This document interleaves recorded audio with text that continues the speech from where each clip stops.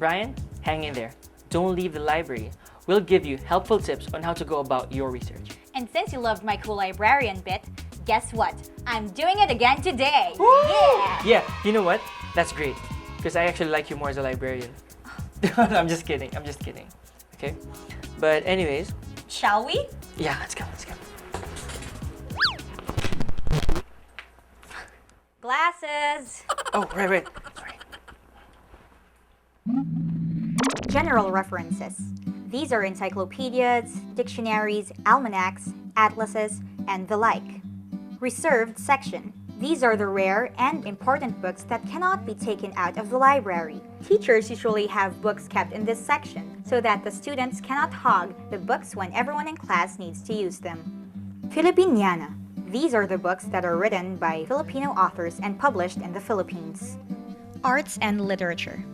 These are books in the field of humanities such as the arts, philosophy, languages, mass communication, broadcasting, journalism, photography, fiction, etc. Periodicals area, where you can find the newspapers, magazines, and journals. Some libraries have clippings gathered about certain topics, while others have really old newspapers on microfilm. Multimedia section. A lot of libraries keep data CD-ROMs, film CDs, and DVDs, and audio CDs. It pays to make your sources as varied as possible. Internet section. Some libraries have membership access to online journals, which you cannot access on your own, because it's usually expensive. Ask your librarian about this. Most small libraries are organized in the Dewey Decimal System. So instead of bugging your librarian, know where the shelves are using the card catalog. Life is made easier by the OPAC. Yes, the online public access catalog.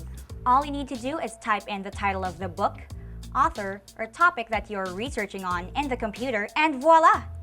The sources that you need, which are in the library, are right there on the screen, but you still need to go to the shelves where the books are.